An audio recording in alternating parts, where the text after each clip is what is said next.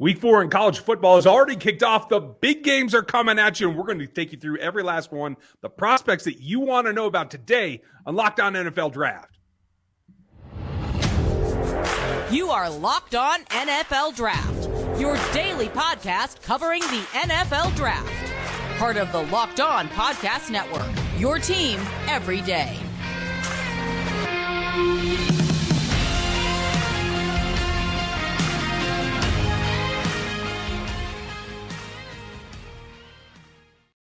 Welcome to another episode of the Locked On NFL Draft Show. I'm your host, former NFL and AFL defensive back Eric Crocker. And of course, as always, I'm joined by my co-hosts from Rogue Analytics and Locked On Chiefs. We got Ryan Tracy and got Rob Rain with us. He covers the Seattle Seahawks for the Locked On Network and writes articles for Fox. We're going to get into all that and more. But first, we want to thank you for making us your first listen of the day. And also let you know that today's episode is brought to you by BetOnline. BetOnline has you covered this season with more props, odds, and lines than ever before.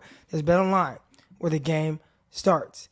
And speaking of game starting, this is Friday's episode. And Rob, he always has these great articles and topics for us to dive into.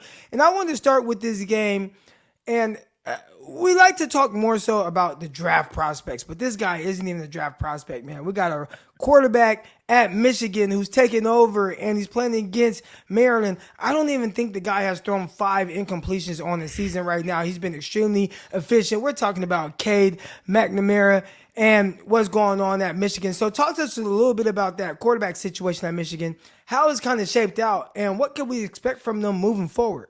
Well, it's kind of been fascinating, Croc. I mean, because it was Cade McNamara was a starter. Then J.J. McCarthy is the one who's kind of taken over as the baby face guy. And, you know, I mean, it's kind of interesting to see how this is all playing out. I think when you look back, to me, it kind of reminds me a little bit of the Clemson days and, Trevor Lawrence at Clemson. Of course, Dabo Swinney, decided to make the move and go from Kelly Bryant, the veteran who had started before, similar to Cade McNamara. And then, of course, he goes with this guy that, some people had heard of, but a lot of people who don't pay attention to high school recruiting only start paying attention once they start playing college ball, like me, for example. And suddenly there's this kid, Trevor Lawrence, who just takes the world by storm. Obviously, the Clemson Tigers won their national title. Trevor Lawrence goes number 1 overall in the draft a couple of years ago. The story we all know at this point. And I'm not going to say that J.J. McCarthy is about to do what Trevor Lawrence did, but my goodness, he has been exciting so far. And so I love the fact that they're going, and playing a Maryland team that's playing pretty good football themselves. They've, of course, got Tagovailoa, the quarterback, and, he wants to prove that he's not just to his little brother either. So I really think that this is a fascinating matchup just looking at the quarterbacks. I mean, we could focus on so many other players. Croc is a former defensive back. You probably have already started to look at some of Michigan wide receivers, Ronnie Bell, Roman Wilson, number 14. You see his speed just pop. I mean, Bell, I've been watching for a while now, knew what he could do, but seeing those type of splashy receivers with a dual threat quarterback in McCarthy, it's exciting stuff for the Michigan Wolverines. And I'll be the first to admit, I did not think that Michigan would be playing this well. I thought, hey, you lose Aiden Hutchinson, you lose all these good football players. What's Jim Harbaugh going to be able to do? He's probably going to finish middle of the pack in the Big Ten. That's been kind of his MO in the past. Well, that's not very much been, a difference this year. Michigan looks like they are ready to roll. I can't wait to watch Michigan versus Maryland, this weekend, just because I think that we're talking about a possible playoff team yet again for the Michigan Wolverines. I'm really interested, too, because they've really changed their dynamic there with McCarthy. They've doubled their average plays per yard, or yards per play, sorry. That's crazy. Just the fact that one change there, and it's in the same number of attempts, funny enough, given the number of snaps that you're going to get. For McNamara, we thought he was going to be in the conversation to be a draft pick. This might put him all the way off the radar completely. So I think it's a great matchup. And I hope that the younger Tagovailoa can kind of reap some of the rewards that his big brother had this weekend. Got off to a hot start. There's probably some conversation going on there, how you attack the opponent. I hope that turns out that it looks like it's a great matchup. I'm going to be watching it.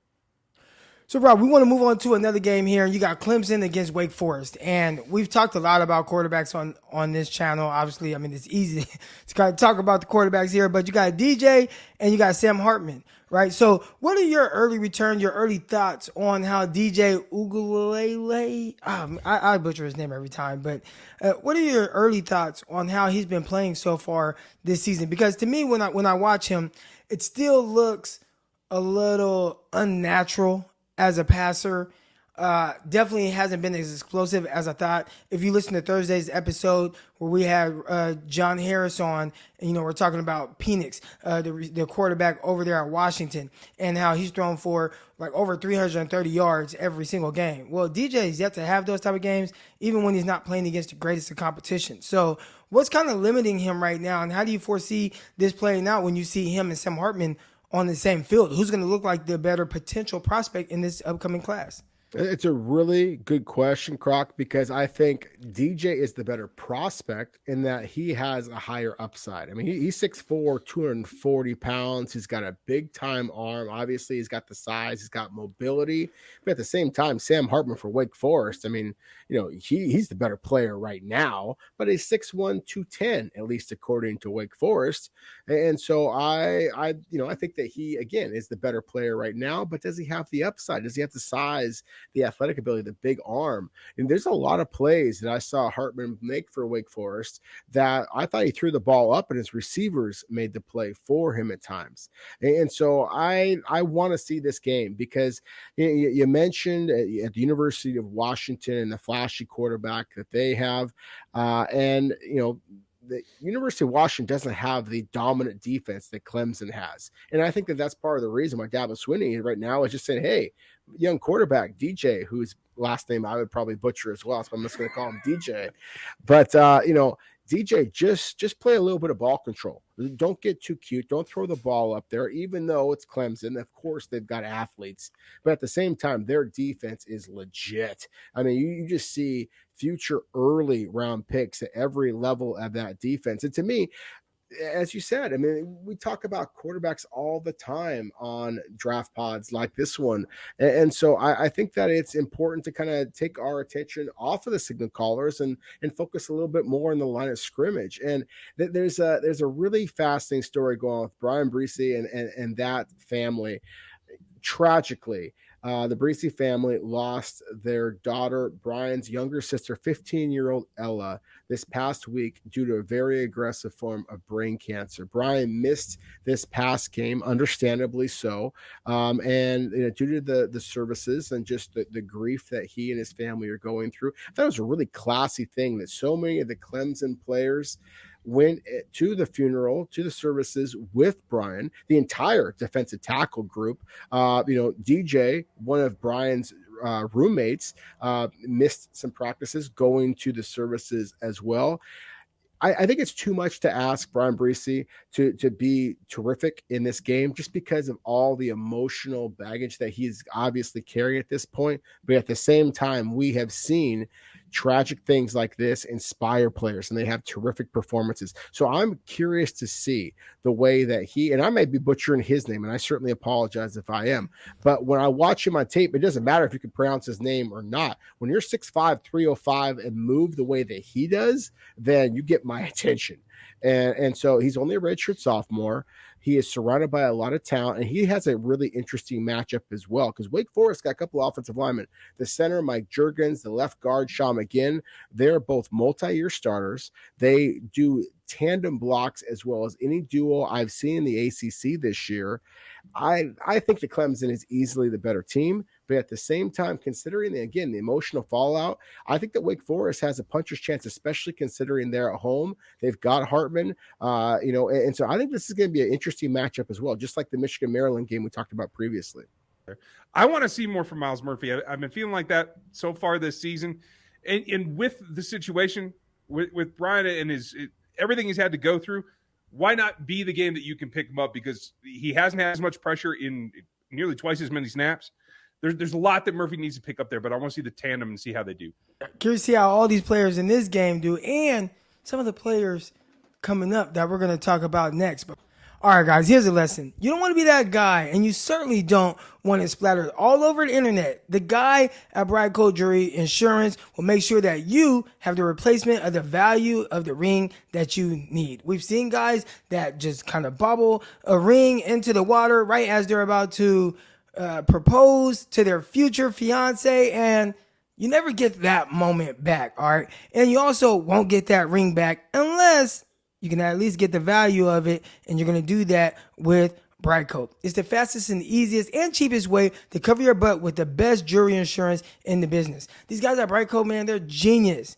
They make buying insurance for your engagement ring, your watch, or whatever jewelry that you have easy, and you can get covered in 2 minutes right from your cell phone. All right, you won't find a better deal on great coverage that's super affordable. Just go to BriteCo/locked on. All right, now I know we all hate insurance. I hate paying insurance, car insurance. You never know if you're gonna need it. But these guys at BriteCo, they've turned this whole experience around, and they've made it pretty easy for all of us. All right, and there's no excuses, man. For $5 a month, you can get a total comprehensive coverage, and it won't take you more than 2 minutes from your cell phone. So check it out again at Brite.co/locked on.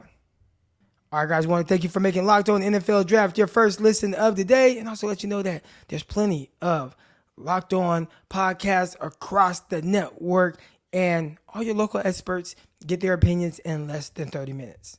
So, Rob, you highlighted one of these games here. You got Florida and Tennessee. And I think a lot of people would think, oh, man, Anthony Richardson. You got Hendon Hooker. But also, Florida got a nice little safety there. They got Trey Dean III. They got some playmakers there. What are you most looking forward to seeing out of this game?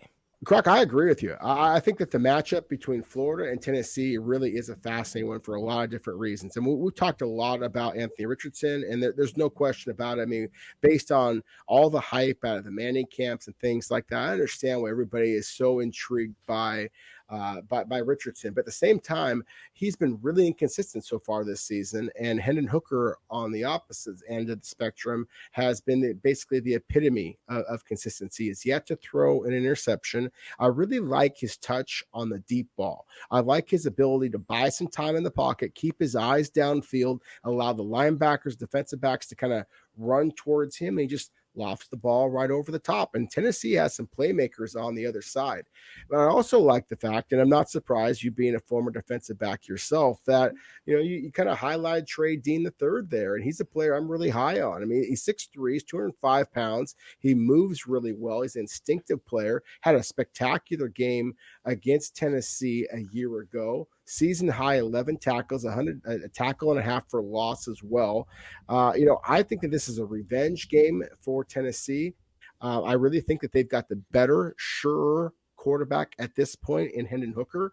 So to me, this is one of the more fascinating matchups of a really interesting slate of games in week 4. Obviously, this is a interconference battle with SEC competition here at 25 matchup. There's only a couple of those games this week. So to me, this is one that you absolutely have to watch.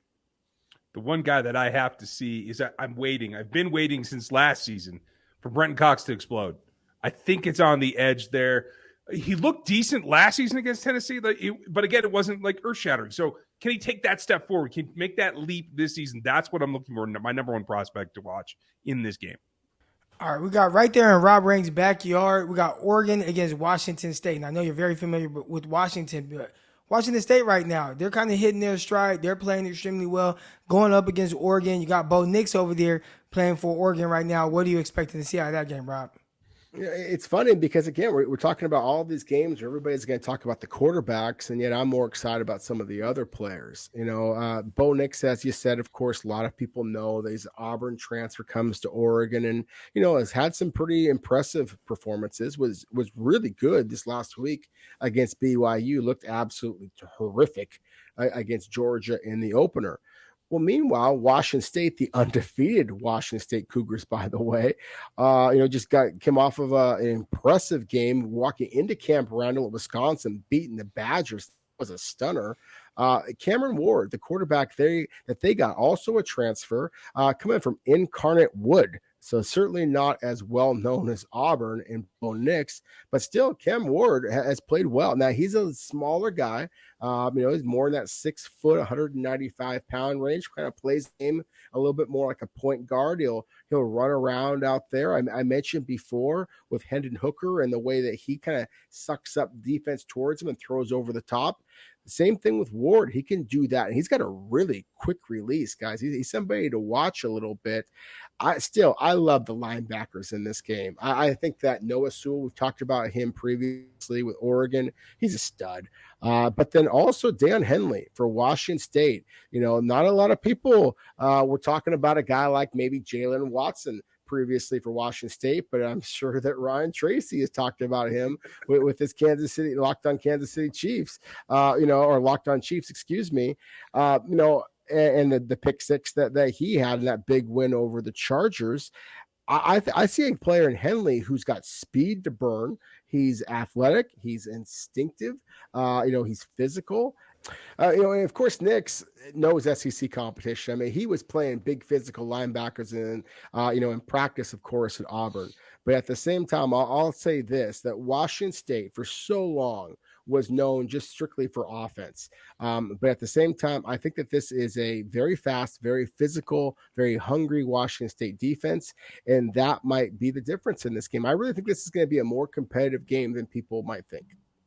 There are plenty of other games to get to. Definitely want to touch on the Washington game. We're not going to talk about the quarterback in that game. We're going to talk about Walter Rouse against Braylon Trice and more when we come back. But first, we got to tell y'all a little bit about the good folks over at BetOnline. Yes, BetOnline. It is your number one source for all your football betting information this season. And you can find all the latest player developments, team matchups, news, podcasts, and in-depth articles and analysis on every game that you can find. And as always, BetOnline remains your continued source for all your sports wagering information with live betting, up-to-the-minute scores for every sport that's out there. It's the fastest, easy way to check in on all your favorite games as well.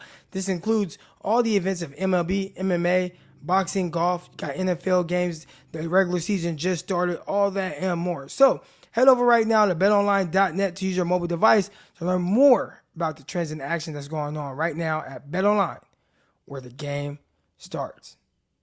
Rob, definitely have to go right back to Washington, and you got Washington against Stanford. No, I'm not going to ask about the quarterbacks, but I am going to ask about this matchup between Walter Rouse against Braylon Trice. Your thoughts on that? Yeah, I think that, when you think about Stanford Cardinal, I mean, let's face it. It's been about the quarterbacks. It's been about the offensive line. I mean, this is a team that has produced so many Morris Trophy Award winners in terms of the best offensive or defensive lineman in the conference. And when I see Walter Rouse, I see a guy that I think is being kind of criminally underrated in terms of the best offensive lineman in the country. I mean, he's 6'5", he's 320 pounds, he moves well, he's physical at the point of attack. So I think this is a really good football player that a lot of people are sleeping on, but at the same time, they're coming into what some people would call the greatest setting in college football in Montlake, and the crowd gets pretty jacked there. And I think the University of Washington has a really good pass rusher in Zion Fatui, I butcher his name every time. Zion Tupuola Fatui, ZTF, for those of you who, like me, butcher names. But he gets all the credit, but Braylon Trice, a redshirt sophomore, has actually been the more productive football player so far. And at 6'4", 255 pounds, he reminds me of a young Joe Tryon, who, of course, was a first-round pick and is playing pretty darn well for the Tampa Bay Buccaneers now. I think this is going to be a fun matchup. We talk so much about quarterbacks. I love to see the true one-on-one matchups. I cannot wait to see Trice going up against Rouse. Trice has burst. He's got some bend around the edge. I just don't know a redshirt sophomore that he has got the power to be able to hold up at the point of attack. Stanford, of course, is going to want to run the football. And you said it, Crock, we're not going to talk about quarterbacks, but Tanner McKee right now has 3 touchdowns and 3 interceptions. And so people are just kind of blasting him. They're saying, oh, he's been terrible. He hasn't been terrible. Watch the tape. Crock, you probably saw him against USC. I mean, the 2 interceptions he threw, the receiver should have caught the damn ball. but the ball bounced off of their hands, and defensive backs were able to get those interceptions. So that obviously goes on the quarterback. So McKee, just like the UW quarterback Penix, they've both played pretty well so far. Penix has been spectacular, but McKee is kind of being underrated. And so I'm really curious to see if Rouse is able to hold up at the point of attack and not allow the pass rush. If he does, Stanford has a chance to pull the upset. And I think it's going to be a fascinating one-on-one matchup between the edge rusher and the tackle, and certainly with the two quarterbacks as well. You mentioned one-on-one matchups, and you have one-on-one matchup between a cornerback and a receiver. We're talking Iowa. We're talking Rutgers. Hawkeyes have a cornerback by the name of Riley Moss, and he's going up against Rutgers receiver Aaron Kerschrank. So thoughts on that matchup right there? Well, to me, when you see Riley Moss, I mean, this is a guy that is kind of the classic Iowa guy, that he plays good, physical, sound football. He also runs really fast. And that's where he's a little bit of a departure from what we've seen from the Hawkeyes in the past. They've always had these guys that are good, physical, smart football players, all the stereotypes you throw out there. But then when it gets to testing, they usually aren't very impressive. But that's not the case with Moss. And you might remember him from a year ago. He had a couple of pick sixes in back-to-back games, was the Big Ten Player of the Week, a couple of games in a row. And Cruikshank for Rutgers, Rutgers, stop the presses. Rutgers is 3-0. They're playing football, and Cruikshank has been easily their number one receiver so far for Greg Schiano's team. So I just think that this is kind of a fun matchup. It's kind of the opposite of most of the matchups that we've talked about. Again, everybody's been talking about quarterbacks and all these, explosive offenses. To me, this is Big Ten football. This is smash mouth kind of stuff. This is exactly what the San Francisco 49ers did to the Seattle Seahawks a week ago. Just pop them in the mouth a little bit. And that's where I think that this game is going to be about. I'm looking forward to it just because it's my kind of ball where you play defensive battle kind of stuff. And so I'm curious to see how well that Moss and Cruikshank go against each other, not only in terms of scoring touchdowns, but in some of the fisticuffs after the catch as well. 7-3, 7-10.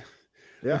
You better have some DBs because you're not putting up points. So, hey, I'll be interested. I can't say I'll tune into this one, but I want to see the outcome.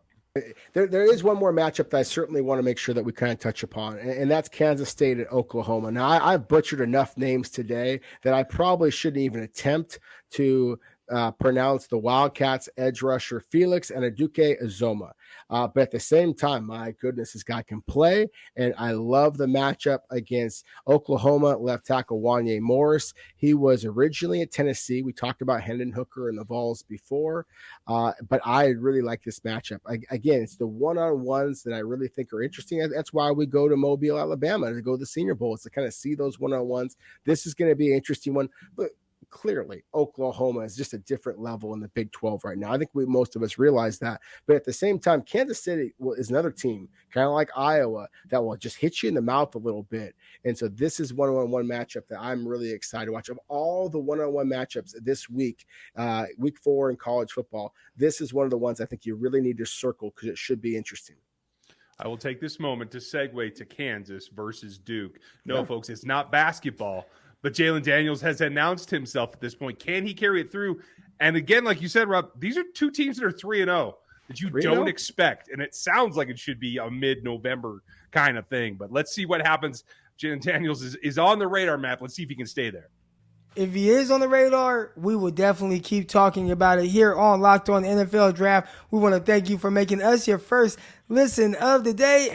Now, make your second listen to Peacock and Williamson NFL show. You got Brian Peacock and former NFL scout Matt Williamson. They're going to give you the expert NFL analysis in less than 30 minutes. It's free and available wherever you get your podcast. But that's going to do it for this episode of Locked On NFL Draft. Thank you for listening to us, and we will see y'all again Monday right here on YouTube or Spotify, Apple, wherever you listen to your podcast. All right, we're out. Peace.